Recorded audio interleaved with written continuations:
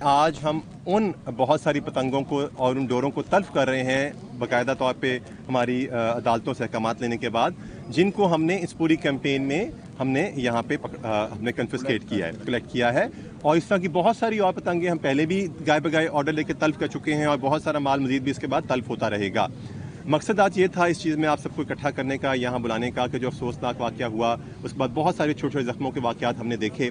تو میں یہ بار بار ایک میسج ان سب احباب کی موجودگی میں دینا چاہ رہا ہوں، جس سے مراد ہے کہ ہم سب اس سے ایک پیج پہ ہیں، ہم سب کی طرف سے میسج ہے کہ یہ جو پتنگ بازی ہے، یہ وہ شوق، یہ مشغلہ چند لوگوں کا ضرور ہو سکتا ہے، لیکن یہ کسی کے گھر کا بہت بڑا نقصان ہو سکتا ہے.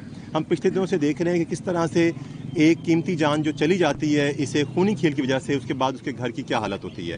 تو آج ہم یہاں پہ سمبولیکلی اکٹھے ہیں، ہم سب یہاں پہ ایک پیج پہ ہیں کہ خدارا اپنے بچوں کو اس چیز سے ممانعت کیجیے. پولیس بہت سخت ایکشن لے گی، ہم بہت سخت قانون کے تحت ایف آئی آر درج کر رہے ہیں. اب ہم ایم پی او کے تحت ان لوگوں کو ڈیٹین کریں گے، ان کو ہم مہینوں کے لیے ہم بند کروائیں گے جیلوں میں، جو ان تمام چیزوں سے اجتناب نہیں کریں گے.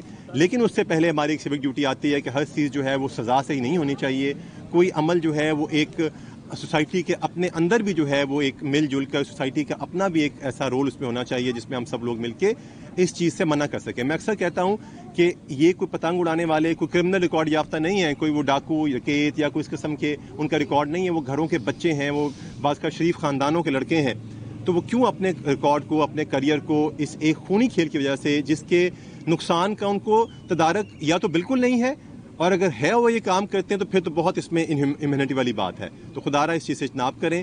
یہ ہم نے جتنے لوگ پکڑے ہیں اب تک جو یہ دھاتی ڈور بناتے ہیں، سب کے سب اپنے منافع کے لیے مختلف فیس بک پیجز چلاتے ہیں جس میں لوگوں کو اس بسنت کو ایک فیسٹیوٹی بنا کے دکھایا جاتا ہے اور اس کے لیے انکریج کرتے ہیں. آپ یقین کیجئے، میں آپ کو اوپن چیلنج کرتا ہوں کہ آپ ان تمام لوگوں کو جو فیس بک پہ، سوشل میڈیا پہ اس کو ایک فیسٹیوٹی کے طور پہ تقویت دیتے ہیں، ان کا آپ بیک ٹریک کیجئے. وہ سب کے سب بزنس کی خاطر، وہ سب کے سب یہ یا تو پتنگوں کے بیوپاری ہیں، ان کو سیل کرتے ہیں، ان کے ڈیلرز ہیں، ان کو خرید و فروخت کرتے ہیں یا ان کو بناتے ہیں.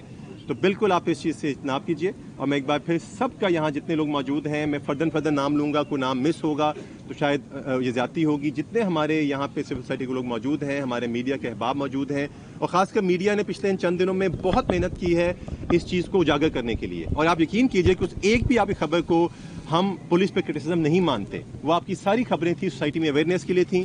ہمیں بھی اس سے تقویت ملی، ہمیں بھی جوش ملا، ہم نے بھی دن رات کوشش کی اور وہ تمام کیسز ٹریس کیے جن کو ٹریس کرنا تقریباً ناممکن تھا. سو میں اب آپ سے ایک ریکویسٹ ایک بار پھر کروں گا، بات لمبی لیکن بہت اہم ہے، کہ خدارا اس خونی کھیل سے اجتناب کیجیے. اور یہ ہم سب کا فرض ہے کہ اپنے بچوں کو مستفید نہ لیں. اچھا سر، جو آن لائن بزنس ہو رہا ہے پتنگ بازی کا، تو اس حوالے سے کیا قانون کیا جا رہا ہے؟ میں آپ کے دونوں کے سوال جواب دے دیتا ہوں.